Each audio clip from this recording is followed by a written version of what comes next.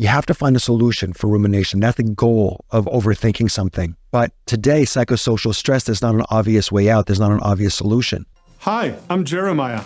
Welcome to the Wake Up Call podcast, where we talk all things sleep, wellness, and health. The Wake Up Call podcast is brought to you by Polysleep, the best memory foam mattress in Canada.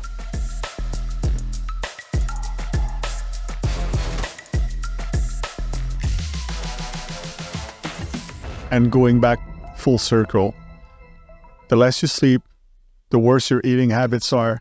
If you don't train, like everybody's different, but you know what? You have your practice, you have your business, so to speak. You have to deal with a lot of stress. I have to deal with a lot of stress.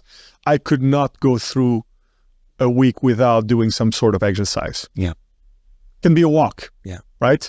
I like weightlifting. Right. But without it, the amount of stress I can hold in my glass, the glass gets smaller. Yeah. Let's put it this way. Well said. Because the amount of stress is going to remain the same. So I don't know if it's different. We hear a lot of trends. Mm-hmm. I've tried keto. I've tried intermittent fasting, different levels of intermittent fasting. End up finding balance in what I like to do. Mm-hmm. What would be the advice you would give to people who are oversaturated with a new diet here, a new plan there? You should do this, you shouldn't do that. If you don't have enough fat, it's bad for your hormones. The other guy tell you if you have too much fat, what do we do here? There's so many advice out there that you have to take an individual approach.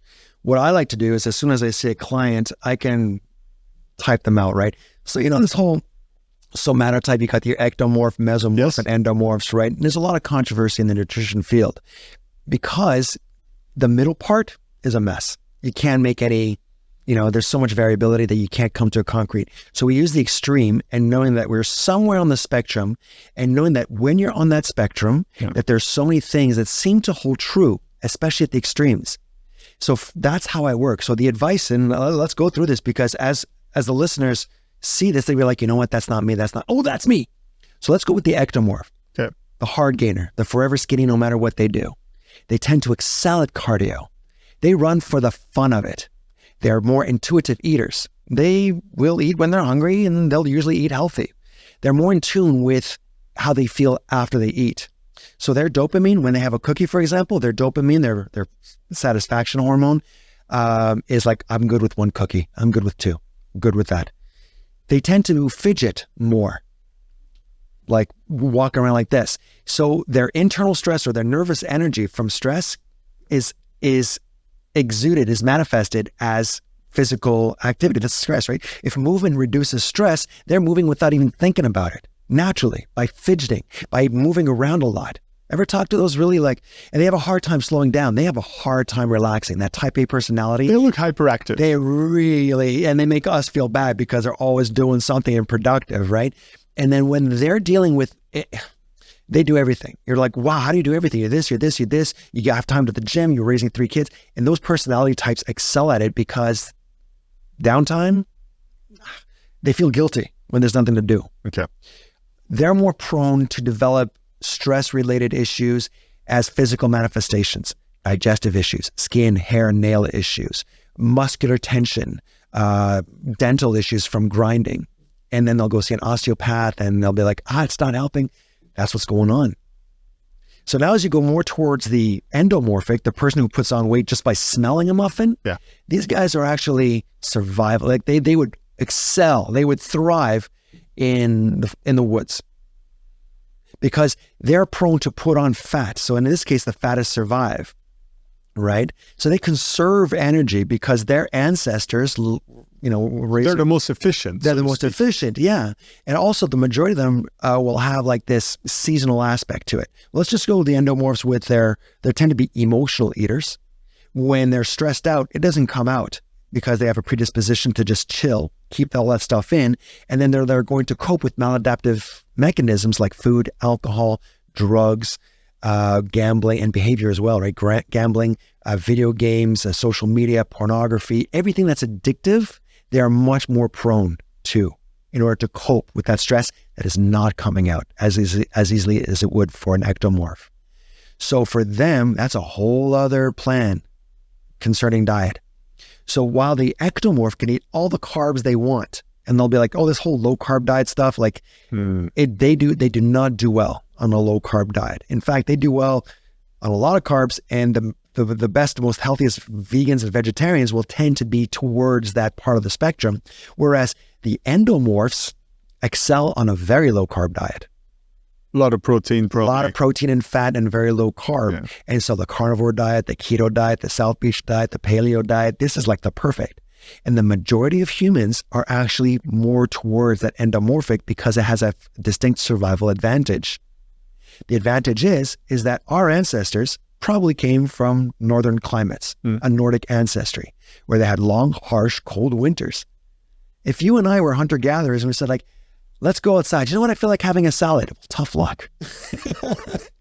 You know, it's like an indigenous elder of mine who was a guest speaker. He says, you know what we call vegetarians? Bad hunters. I freaking love that. And it makes sense because keto carnivore, that's what we call a winter metabolic diet. Yeah. No choice. If you don't hunt or fish. So we had to adapt. Does that make sense? Makes a lot of sense, and I'm probably sitting in the middle there. You want to know a non-scientific way to figuring that out? Yes. All right, so everyone here do this. Take your middle finger and your thumb and put it around the most boniest part of your wrist. Who here does not touch?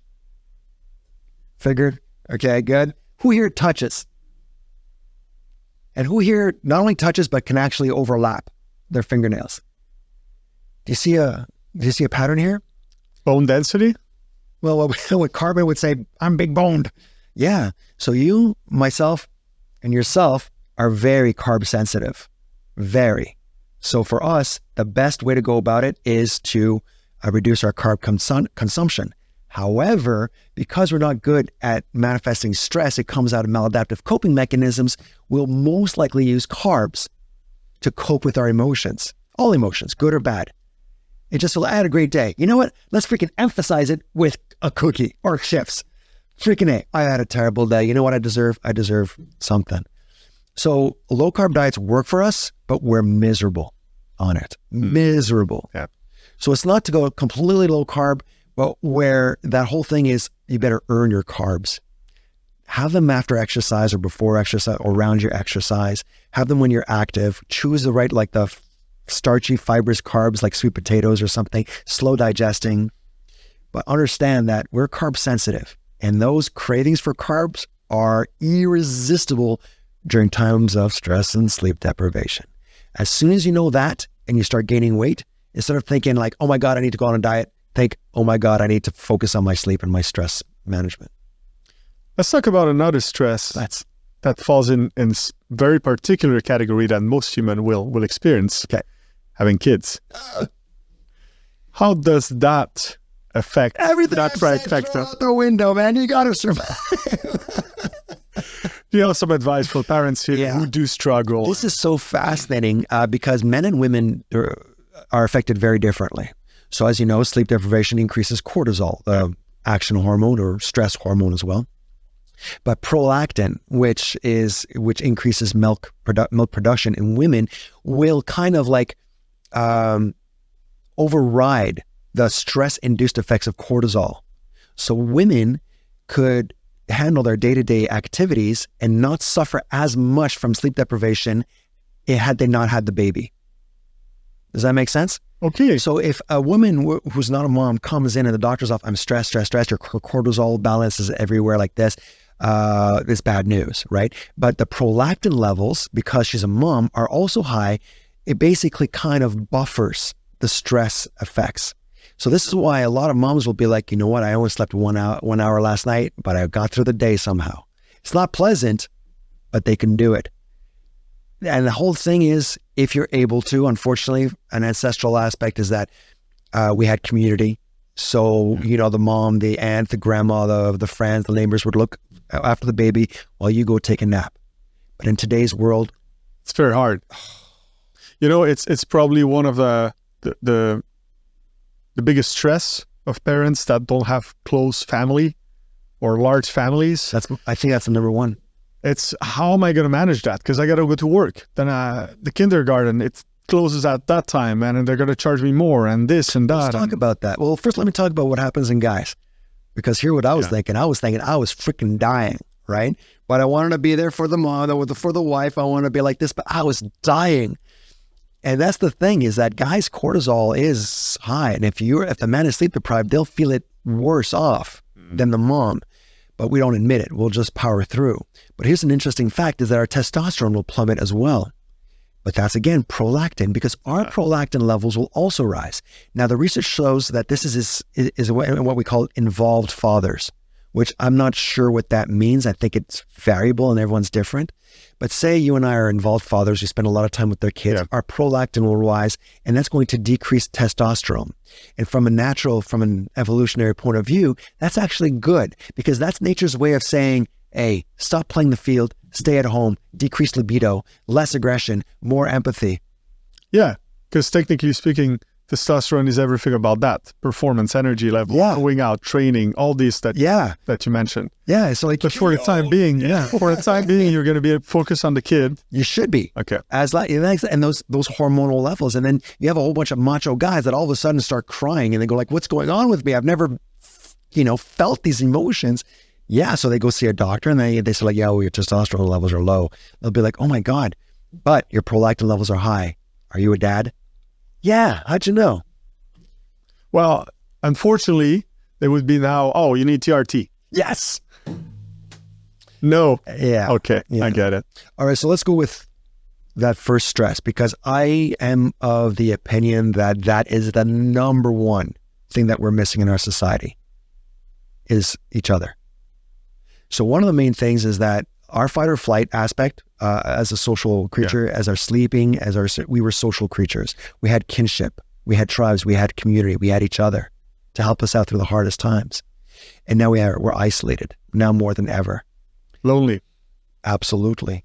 Those blue zones we heard about, where people live to 100 like this, in my department, nutrition, people were wondering like, oh, what are they eating to live so long? But you have places like Okinawa, which is more plant-based. Then you have Hong Kong, which they have the highest consumption of meat. You have people who smoke like crazy, drink alcohol. There's something stronger than all of that. And that's your social network. Yeah. You got the old man in Corsica who comes out in the morning and puts on his jacket and his shoes, and he steps outside, lights a cigarette, and goes to the bar to drink wine at 10 a.m. to meet his friends. And that guy's going to live to 100. Is there any studies that comes out about that? Because it's a clever thing society or technologists used when they created social media. Because there's nothing about social. There's nothing social there. In a way. I mean, you figure out what's going on with your friends, but like... It's a great way of communicating without borders, so to speak. Yeah. But the abuse and the loneliness it creates, especially amongst younger generation, I think is pretty negative, in my opinion. No, of course. And your opinion is obviously backed by massive amounts of research. Man, you know what I'm spending in time? Well, I think you were there during the talk when I talked about Zoom. Since COVID, we've had a lot of virtual meetings, and that's increased stress. So any times of screens and communicating through screens, forget about texting or something like that. That's not communicating, right? But when you're like FaceTiming and stuff, what you and I are doing is what human beings have been doing since the appearance of human beings on Earth, right? I'm looking at your face, you're looking with interest.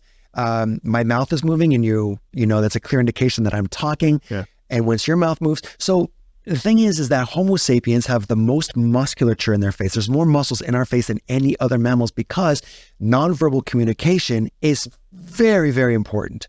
So as I talk to you, I'm going to gauge your micro expressions to figure out if my joke landed or if I'm holding your attention or something like that. But if it's on a screen, all that is lost. And so you're not even looking at me because you're looking at the screen, not the camera that I'm looking at. And most of us on Zoom meetings are not really looking, and we're a gallery of people. So you have like this distance. It's highly convenient, but from an evolutionary point of view, it's unnatural and it causes an extra stress on our mind. And even now, the American Psychological Association recommends 3 things, because there are new terms now called Zoomitis, Zoom fatigue, Zoom burnout, Zoom depression. Serious? Freaking A. Ever notice if you have more than 3 Zoom meetings in a day, you just feel exhausted? So it's so funny that you mentioned that. My team is hybrid. Yeah. Tuesday, Thursday, we're at the office. The purpose is to clear as many meetings as possible, face-to-face, one-on-ones, team meetings, all the stuff. Quality went up. And the 3 other days, we focus on our task. We do what we have to do. It's great. But you're right. Spending one day doing Teams meeting and and Zoom meetings, it's draining. Yeah.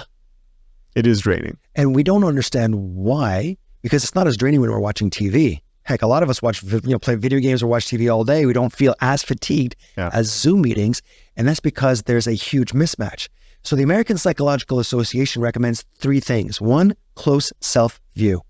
That mirror view, close it. Because it would be exactly as me talking to you, but holding a mirror right here.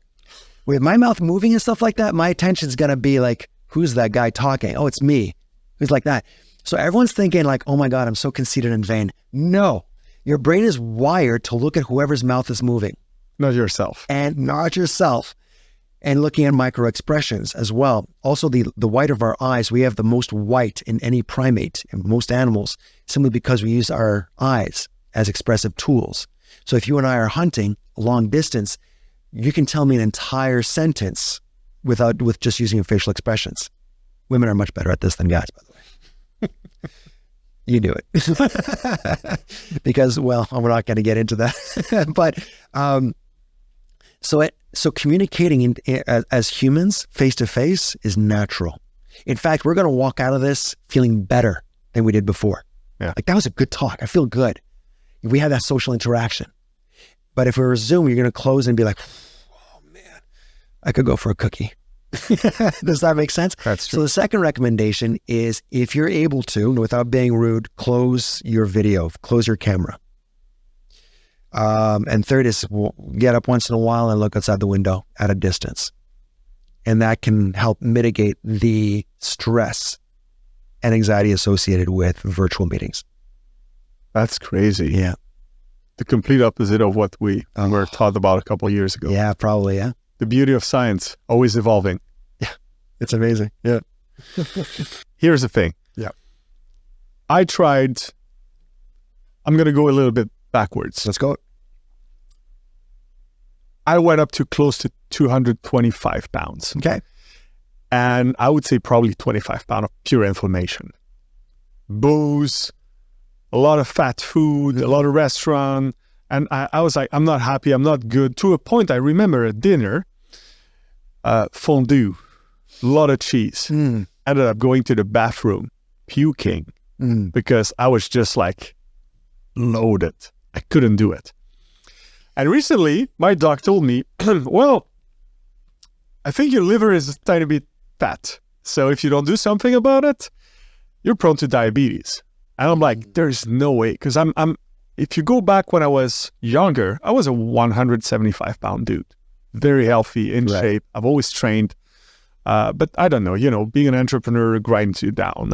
And the good habits are replaced with bad habits. Yeah. So I would say about 3-4 months ago, I said, Jeremiah, you need to do something different, because you've tried intermittent fasting and you've tried pretty aggressive diet where you lose 10, 15, 20 pounds. But like you said, I'm dying. Yeah. The morning I wake up, I'm going to have 2-3 coffee because I'm just starving. And then I'm eating my lunch in 5 minutes because it's my first meal. And then I'm going to have my Allegro cheese with crispy minis in between the first meal and the second meal. And then I'm going to have a protein bar, a protein shake, and then I'm going to eat at night. But then I watch a TV show. It's 9:30, 10. And I want to eat the world. Yep. I'm dying. So what I'm going to do? Well, you could cheat with having like Ezekiel bread with a little bit of peanut butter and jelly, and you go through one, and then your body's like, oh, finally, and you go through 2 and 3. And at some point, you just give up. Yeah. So I said to myself, you know what? Try something different. And I was able to almost completely cut my carbs, and I'm not craving, by just going with a lot of oatmeal in the morning with fruits, berries, cherry, and 3 to 4 eggs. Massive breakfast. So when I wake up, I drink a lot of water, wait about 20 minutes, then I have this massive breakfast. I have to force myself to have more protein before my lunch. At lunch, I just ate a bit of chicken and a salad. And tonight, I'm probably going to have some more veggies with another fattier protein. But I don't crave anymore for these carbs. And don't ask me why. But if I cut that breakfast part, it's over. It's over. I don't know why. Well, this is actually fascinating because the research on intermittent fasting, it's really easy to do. And so what researchers found out is that there is no difference between intermittent fasting and caloric restriction, which is great, right? Okay. You don't have to count your calories. You don't have to weigh your food. You basically skip a meal and you're going down. But there's way more to that because as you mentioned, your behavior changed. Yeah. Right. And your cravings changed. Now, you have to figure out a whole bunch of things. What are your stress levels, sleep, what's going on? Because those late night cravings is actually a term called revenge procrastination. Okay. And it's not usually associated with food. It's not only associated with food, but associated with me time. I deserve to watch Netflix and while at it. So you cram all of this pleasure, dopamine triggering stuff at the end of the day. And that is so typical of body types like you and I. And you, right? So what's the way around that? Research shows that our fasting window is a lot better later on a day. And the trick is to eat a massive breakfast, which includes protein and fat. And the more stressed you are, and the more prone you are to late night eating and binging and stuff, the more protein and fat you have. There's a study going on right now where they're giving their participants steak and eggs for breakfast in order to figure out if it works with opiate addiction. Because they figured out there's less dopamine at night if they have a high protein breakfast. And they're trying to figure out why is that? Why does a high protein breakfast end up having late day dopamine levels? I came up with a theory because to me it makes so much sense from an evolutionary perspective. You come out of your cave, your cool, dark, safe cave. You're still all right, have carpe diem, let's get at it, let's try to find some food. But all of a sudden, you wake and there's a field full of caribou or buffalo or something. Oh, that didn't take long. Boom, successful hunt. Now you're eating a nutrient-dense meal, and your mind is I wasn't even hungry, but wow, a successful hunt so early in the day, that is great. You do that again the next day.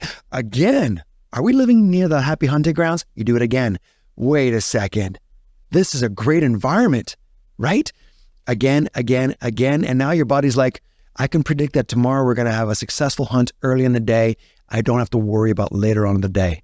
And so the number one for body types like us, if I tell them eat an obscene amount of protein and fat in the morning, and you'll give it I have no appetite, do it, right? Even if it's a protein shake, just try it. Yeah, just start off with a protein shake. You're going to see that at night, your behavior, less cravings and everything.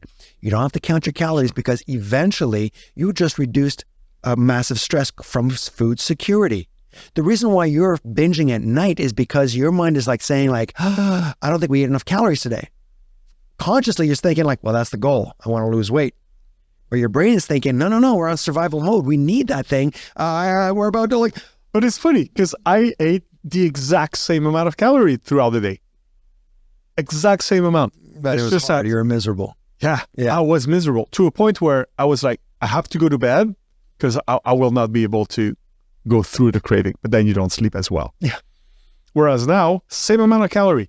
It's just that I have a lot more of them in the morning, breakfast and first snack, and I'm not craving throughout the day. That's exactly it. And you're not counting calories or weighing your foods, right? And this is what I tell a lot of my clients who have our body shape and body type, eat a high protein, high fat breakfast and basically protein and fiber.